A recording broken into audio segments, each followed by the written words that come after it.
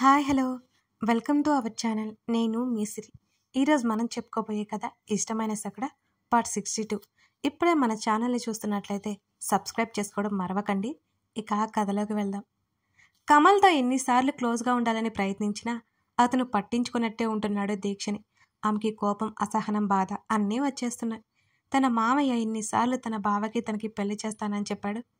ఇప్పుడు అతను వచ్చాక ఆ టాపిక్ ఎవరూ మాట్లాడుకోవట్లేదు. కమల్ ఎలాగో ఇంట్లో ఉండకపోవడంతో కాలేజీకి ప్రయాణమైంది దీక్ష. అల్లుడు, రాత్రి ఎక్కడికెళ్ళావు? శివకుమార్ అనుమానంగా ఉదయ్ వైపు చూశాడు.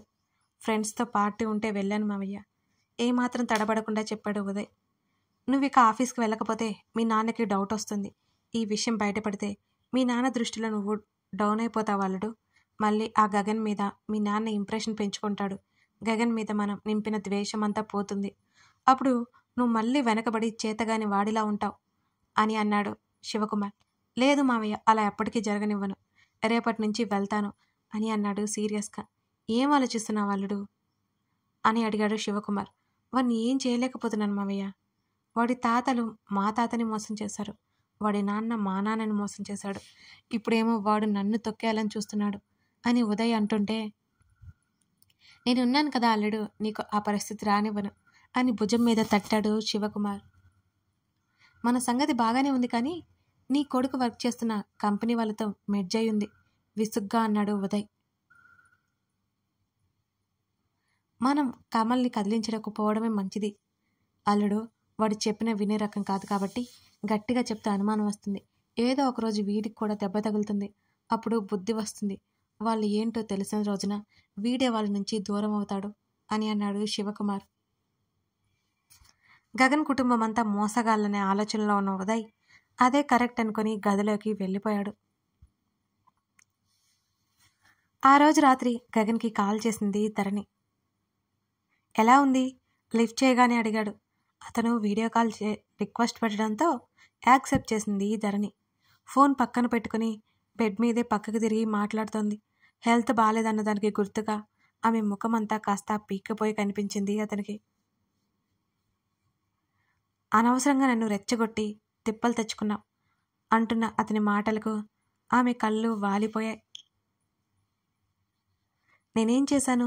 ఓరగా కనిరెప్పులు ఎత్తి చూసి అడిగింది ధరణి.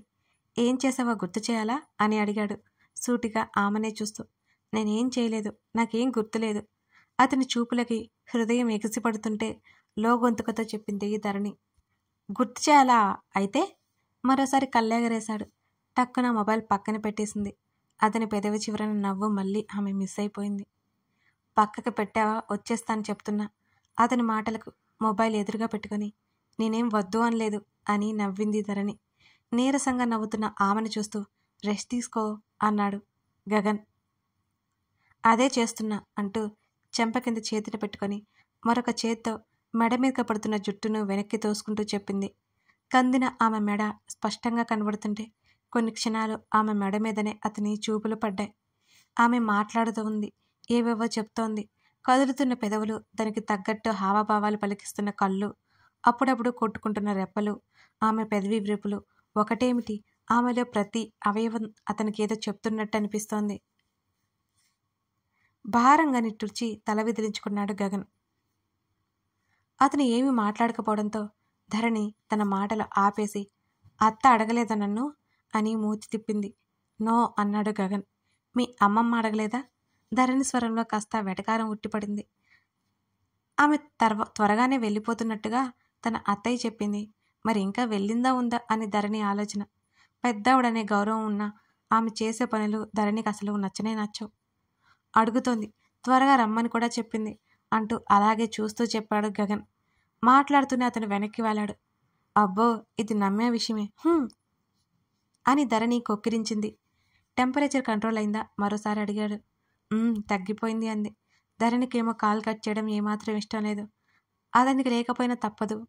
అతని ఫోన్ ఎక్కువసేపు మాట్లాడడం నచ్చదు.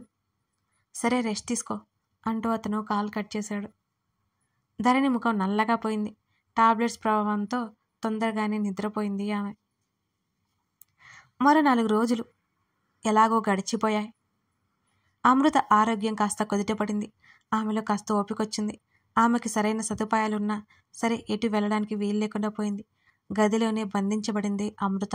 ఆమెకు ఫుడ్ ఎప్పటికప్పుడు పంపిస్తే జాగ్రత్తగా ఆమెను చూసుకోమని తన మనుషులకి గట్టిగా చెప్పి ఉదయ్ వెళ్ళిపోయాడు. ధరణి దక్కాలంటే అతనికున్న ఏకైక మార్గం అమృత మాత్రమే. ధరణి లాంటి జాతి హృదయం కలవారు తన వాళ్ళకి ఏమైనా అయితే తట్టుకోలేరు. వాళ్ళ కోసం ఏం చేయడానికైనా సిద్ధపడిపోతారు అని ఆ విషయం ఉదయ్కి బాగా అర్థం చేసుకున్నాడు. అందుకే ఈ మార్గం అతను ఎంచుకున్నాడు. కనీసం ఆ గదిలో కిటికీ కూడా లేదు. అమృత సమయం కోసం ఎదురు చూస్తూ మౌనంగా ఉండడం తప్ప ఏమీ చేయలేకపోయింది. నాకు పీరియడ్ మిస్ అయింది. అది వర్ష ఆదిత్య సంబరపడిపోయాడు. వావ్, నేను ఫాదర్ అవ్వబోతున్నానన్నమాట అంటున్న ఆదిత్య వైపు కొట్టేలా చూసింది వర్ష. నీకు ఆటలుగా ఉందా? నాకు చచ్చేంత భయంగా ఉంది. వర్ష ఏడుపు మొదలుపెట్టింది. వర్షు, ఎందుకు ఏడుస్తున్నావు? ఎలాగో మనం పెళ్లి చేసుకోబోతున్నాం కదా అని కళ్ళెగరేశాడు ఆదిత్య. ఏడవకు, ఏం చేయమంటావు? వద్దు వద్దు అన్న నీకు కావాల్సింది సాధించుకున్నా. అప్పుడే పిల్లలేంటి? అసలు ఇంట్లో ఇంకా ఏం చెప్పలేదు. మనం ఏమనుకుంటారు? నేను నీకు అప్పటికే చెప్తూనే ఉన్నాను పిలిచి తీసుకురమ్మని. అన్నీ లైట్ తీసుకుంటా. ఇప్పుడు చూడు ఏమైందో. ఆమె మోకాళ్ళ మధ్య ముఖం దాచుకుంది ఏడుస్తూ. అబ్బా, ఈ మాత్రం దానికి ఏడ్చి చిరాకు పెట్టించుకో. హాస్పిటల్కి వెళ్దాం పదా అని అన్నాడు ఆదిత్య. చంపేస్తాను అది నిన్ను. అబార్షన్ అన్నావంటే చంపేస్తాను కోపంగా అరిచింది వర్ష. Are you mad? నేనెందుకు అలా అంటాను? ముఖం చిట్లించి చూశాడు ఆదిత్య. ఇప్పుడు నేను ప్రెగ్నెంట్ అని తెలియాలి. రేపే నువ్వు నన్ను పెళ్లి చేసుకోవాలి అందరిలో వేలు చూపిస్తూ బెదిరించింది వర్ష. ఇప్పటికిప్పుడు పెళ్లి చేసుకోమన్నా పెళ్లి చేసుకుంటాను. చెప్పు, చేసుకోమంటావా? సీరియస్గా ఆమె చేతిని పట్టుకుని అడిగాడు. తెలియదు కదా, అప్పుడు చేసుకుందులే. హాస్పిటల్కి వెళ్దాం పదా. కనీసం ఫ్రెష్ అవ్వకుండా అలాగే ఫోన్ తీసుకుని బయటికి నడిచిన వర్షం చూస్తూ తల విదిలించుకున్నాడు ఆదిత్య. ఆమెనతను అనుసరించాడు. వాట్? రేపటికి రేపు హైదరాబాద్ వెళ్ళిపోవాలా? హర్ష ఆశ్చర్యంగా చూశాడు వేదని. ఎస్, ఇవాళ లగేజ్ ప్యాక్ చేసుకుందాం. నేను హాస్పిటల్కి లీవ్ పెట్టేశాను అని భుజాలు కదిలించింది వేద. అదేంటి, ఈ మంత్ ఉండాలి అన్నావు కదా? అయోమయంగా చూశాడు హర్ష ఆమెని. అవును, కానీ హాస్పిటల్లో చెప్పేశాను ఉండట్లేదని. మామయ్య గారికి కూడా చెప్పేశాను. వాళ్ళు ఇప్పుడు హైదరాబాద్లో లేరని నాతో చెప్పారు. తన బట్టలన్నీ సర్దుకుంటూనే చెప్పింది వేద. కబోర్డ్స్ దగ్గర ఉన్న వేద చేతులు పట్టుకుని దగ్గరికి లాక్కున్నాడు హర్ష. పిచ్చా నీకు? ఇప్పటికిప్పుడు చెప్తే ఎలా? నాకు చాలా పనులున్నాయి అవతల అని హర్ష విసుగ్గా చెప్తుంటే, అంతగా చించే పనులేంటో అదేంటో చూసుకొనిరా అతని చేతిని వదిలించుకుని అంది వేద. అలా కాదు వేద, ఇక్కడ నాకు కనెక్షన్స్ చాలా ఎక్కువ. నేను ఇంకా ఎవరితో చెప్పలేదు ఆమె గడ్డం పట్టుకుని అడిగాడు హర్ష. అయితే ఒక పని చెయ్యి. ఇవాళ రేపు ఛాన్స్ ఇస్తున్నాను. ఎల్లుండి వెళ్ళిపోతున్నావు. నువ్వు ఒప్పుకున్నా ఒప్పుకోకపోయినా ఇదే ఫైనల్ డెసిషన్ అంటున్న వేద చేతిని పట్టుకుని లాగి వెనక్కి మార్చాడు. హర్ష అరిచింది. ఏంటి ఎక్కువ చేస్తున్నావు అని అడుగుతూ మరో చెయ్యి ఆమె చుట్టూ వేశాడు హర్ష. అరే నొప్పి అని అరిచింది. ఇదంతా ముందుండాలి అన్నాడు. గగన్ కాల్ చేశాడు త్వరగా రమ్మని అన్నది వేద టక్కున. నాతో ఎందుకు చెప్పలేదు? నిన్నే మాట్లాడాను కదా. ఆమె ముఖంలోకి చూసి కళ్ళెగరేశాడు. నన్ను అడిగితే నాకేం తెలుసు? నీకంటే నేనే బెస్ట్ ఫ్రెండ్ ఏమో అంటున్న వేద చేతిని ఇంకాస్త నొక్కిపట్టి నొప్పి తెలిసేలా చేశాడు హర్ష. ఇడియట్, నొప్పిరా. వేద ఇంకాస్త గట్టిగా అరిచింది. ఈసారి నిజంగానే నొప్పి పెట్టింది ఆమెకి. వాడికి బెస్ట్ ఫ్రెండ్ నేనే, నాకంటే ఇంకొకరు ఎక్కువ కాదు. అది నువ్వైనా అని అన్నాడు హర్ష. అబ్బో అలాగే సార్, ఒప్పుకుంటాను. ఫస్ట్ నా చెయ్యి వదలండి, నొప్పిగా ఉంది అన్నది వేద. ఫస్ట్లో బుజ్జు కుక్క పిల్లలా ఎలా ఉండేదానివి, ఇప్పుడు గయ్యి గయ్యమని అరుస్తున్నా. నిన్ను కంట్రోల్లో పెట్టాలి అని ఆమె నడుము పట్టుకుని దగ్గరికి లాక్కుంటూ చెప్పాడు హర్ష. నీకంత సీన్ ఉందని నువ్వు అనుకుంటున్నావా? కళ్ళెగరేసి అతని ముక్కు పట్టుకుని మరింత గట్టిగా లాగింది వేద. అబ్బా రాక్షసి, ఆమెను వదిలి ముక్కు తడుముతున్నాడు. నాతో ఇలాగే ఉంటుంది అంటూ ఆమె జడని పొగరుగా వెనక్కి వేసుకుని సర్దుకునే పనిలో పడింది. ఆమె మాటలకు ఆమె వేషాలకి లోపల నవ్వుకుంటూ పైకి మాత్రం ముఖాన్ని ముచ్చుగా పెట్టుకుని హెల్ప్ చేయనా అని అడిగాడు హర్ష. చేయక ఎవరు చేస్తారు చెప్పు అని వేద అనగానే, ఏది తిన్నగా చెప్పవు కదా నువ్వు నిట్టూర్చి తనకి ముఖ్యమైన వస్తువులన్నీ సర్దసాగాడు హర్ష. నేను ప్రెగ్నెంట్ కాదు కాబట్టి నువ్వు బ్రతికపోయావు అంది వర్ష. అయితే ఏమవుతుంది? ఆమెను హత్తుకోవడానికి ముందుకొస్తున్న ఆదిత్యను ఆపేసి, ఏమవుతుంది, నన్ను నువ్వు వెంటనే పెళ్లి చేసుకోవాల్సి వస్తుంది అని అంది వర్ష. అయితే తప్పకుండా చేసుకుంటా, ఇప్పటికిప్పుడే అంటూ ఆమె దగ్గరికి వచ్చి చెప్పాడు ఆదిత్య. అది కాదు ఆది, మన వాళ్ళందరూ మన పెళ్లి జరిపించాలి, అప్పటి వరకు మనం దూరంగా ఉందాం ప్లీజ్ ఆమె బ్రతిమాలింది అతన్ని. నో వే, గట్టిగా చెప్పాడు ఆదిత్య. అనవసరంగా ఇక్కడ ఉన్నాను నేను, హాస్టల్కి వెళ్ళిపోతా అంది చాలా వర్ష కోపంగా. నీకోసం వస్తే లెక్క లేకుండా పోతుంది నీకు అని అన్నాడు ఆదిత్య. ఆది, నా టెన్షన్ అర్థం కాదు నీకు. సడన్గా అతను కోపపడడంతో వర్ష బెదిరిపోయింది. అర్థమవుతుంది. అప్పటికే ఇరిటేషన్ వచ్చి ఆదిత్య అక్కడి నుంచి బయటికి వెళ్ళిపోయాడు.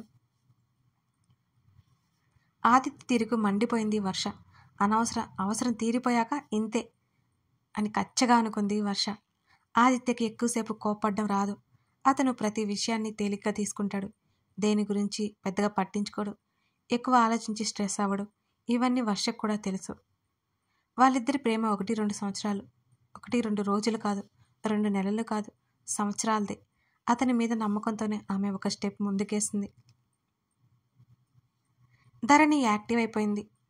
మళ్ళీ గగన్ రోజుకి 3-4 సార్లైనా అతనికి కాల్ చేస్తుంది. అతను బిజీగా ఉన్న మళ్ళీ ఆగి మరీ కాల్ చేసి మాట్లాడకుండా ఆమెకు అసలు పొద్దుపోదు. ఒకరోజు సాయంత్రం సమయంలో ఉదయ్ నుంచి ఆమెకి కాల్ వచ్చింది.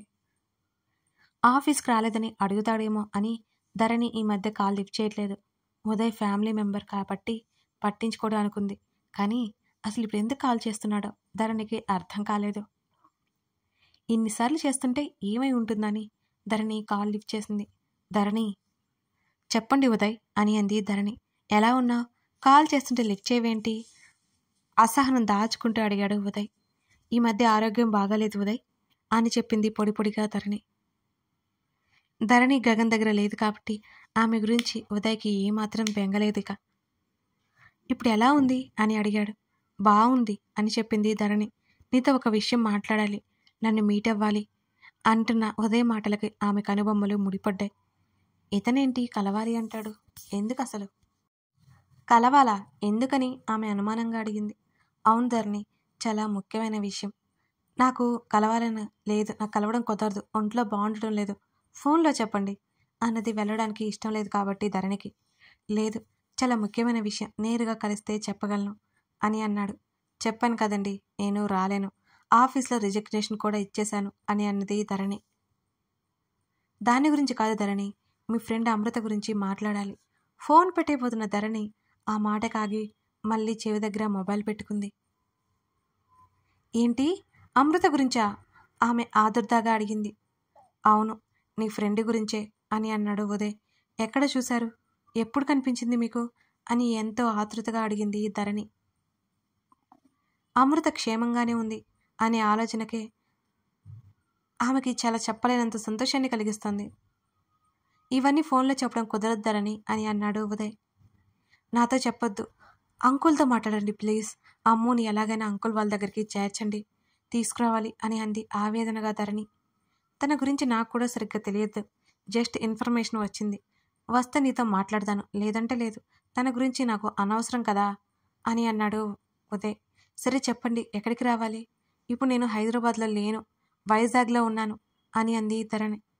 నిజంగానే నేను కూడా వైజాగ్లోనే ఉన్నాను, ఏమీ తెలియనట్టే ఆశ్చర్యంగా చెప్పాడు ఉదయ్. సరే, మా ఇంటి దగ్గరలో ఉన్న కాఫీ షాప్కి రండి, అక్కడ కలుద్దాం అంది ధరణి. ధరణి, చెప్పండి. ఈ విషయం నువ్వు ఎవరితోనూ చెప్పకు, ఈవెన్ గగన్తో కూడా అన్నాడు. అతని మాటలకి ముఖం చిట్లించింది ధరణి. ఎందుకు చెప్పొద్దు? నాకు తెలిసిన డీటెయిల్స్ ఒకవేళ నిజం అవ్వచ్చు, కాకపోవచ్చు, లేకపోతే అమృతకి ఇవన్నీ నచ్చకపోవచ్చు. ఒకవేళ అక్కడ ఉంది అమృత కాకపోతే అనవసరంగా మళ్ళీ గుర్తు చేసుకొని మీరు బాధపడతారు. ఫ్రెండ్ కాబట్టి నేను ఇదంతా ఆలోచిస్తున్నాను, లేకపోతే అవసరం లేదు కదా, నువ్వే ఆలోచించుకో అన్నాడు అమృత మీద జాలి చూపిస్తున్నట్టుగా. సరే, రేపు మార్నింగ్ కాఫీ షాప్లో కలుద్దాం, నేను ఎవరితోనూ చెప్పనులేండి, ఒకవేళ తెలిస్తే అప్పుడే చెప్పాలా లేదా అని ఆలోచిస్తాను అని కాల్ కట్ చేసింది ధరణి. ఉదయ్ ద్వారా అమృత గురించి తెలిస్తే ముందు తను అమృతని మీట్ అవ్వాలి, ఎక్కడున్నా సరే. అసలు ఎందుకు చేసిందో అడగాలి. తన తల్లిదండ్రులు మరి ఆమెను అర్థం చేసుకోలేని వాళ్ళైతే ఏం కాదు, ఫ్రెండ్స్కి కూడా చెప్పలేనంత దూరం అయిపోయారా? ధరణికి బాధ కలిగింది అమృతని తలుచుకుంటుంటే. అమృత పరిస్థితి తెలియదు కదా, తెలిస్తే ఇంకేమైపోతుందో. అమృతకి జరిగిన అన్యాయానికి కారణం తన వల్లే అని తెలిసిన రోజున ఆమె ప్రశాంతంగా బ్రతకగలదా? సరిగ్గా వారం రోజుల తర్వాత అప్పటికే ధరణి గగన్కి కాల్ చేసి 3 రోజులవుతోంది. అతని కాల్ లిఫ్ట్ చేయడం లేదు. అతను 2 సార్లు రేవతికి కూడా కాల్ చేస్తే నిద్రపోతుందనో స్నానం చేస్తుందనో చెప్పింది రేవతి. ఆ రోజే మాలవిక ఫ్యామిలీ మొత్తం వైజాగ్ బయలుదేరింది. పార్వతమ్మని కూడా పిలిచింది మాలవిక. కానీ పార్వతమ్మ వెళ్ళలేదు. మాలవిక ప్రకాష్ ముందు వచ్చారు. గగన్ తర్వాత రోజు వస్తానని చెప్పాడు. ఆ రోజు రాత్రి అత్తయ్య మావయ్యని పలకరించి మాలవిక దగ్గరే ఉంది ధరణి. వాళ్ళు వస్తానని చెప్పారు కానీ రావడానికి రీజన్ ఏంటో తెలియదు. ఏదైనా పండగలప్పుడు కానీ ఎక్కడికైనా వెళ్ళాలి అన్నప్పుడు కానీ 2 కుటుంబాలు కలుసుకునే వెళ్తుంటారు. ఇప్పుడు ఎందుకు వచ్చినట్టు అని ధరణి ఆలోచిస్తోంది వాళ్ళని చూస్తూ. బావ రాలేదు ఎందుకత్తా? ఆ మాటకి మాలవికతో పాటు రేవతి కూడా ఆశ్చర్యపోయింది. ఈ మధ్య కాలంలో గగన్ని ఆమె అలా పిలవడం వాళ్ళు ఇంతవరకు వినలేదు. మరి నీ కొడుకు అని మాలవికతో, మీ అల్లుడు అని రేవతితో, లేకపోతే ఏదోలా దూరంగా పెట్టి మాట్లాడుతుంది కానీ ఇలా ఎప్పుడూ పిలవలేదు ధరణి. వాళ్ళిద్దరి మనసులో ఉన్న నిశ్చింత పోయింది. గగన్ ధరణి ఒకరికొకరు కాస్త దగ్గరయ్యారని ఎవరికొరో అనుకున్నారు కానీ వాళ్ళు బయట పెట్టలేదు. మరి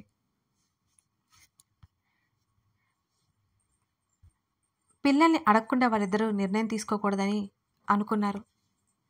కథ కొనసాగుతోంది. ఇంతకీ ధరణి ఎందుకని గగన్ కాల్స్ లిఫ్ట్ చేయట్లేదు? ఎందుకు అతన్ని అవాయిడ్ చేస్తుంది? ఇప్పుడు మాలవిక వాళ్ళు రావడానికి కారణం ఏంటి? గగన్ కూడా వస్తాడా? ధరణి అతనికి ఏం సమాధానం చెప్పకపోతుంది? ఓ మంచి సర్ప్రైజ్ ఉందండో, వెయిట్ చేయండి. Thank you for watching this video. మర్చిపోయానండో, సబ్స్క్రైబ్ చేసుకుని లైక్ చేసి ఒక కామెంట్ చేయండి. ఆ పక్కనే ఉన్న బెల్ సింబల్ మీద క్లిక్ చేస్తే వీడియో పెట్టిన వెంటనే నోటిఫికేషన్ వస్తుంది. డోంట్ మిస్ ఇట్ అండి. Thank you.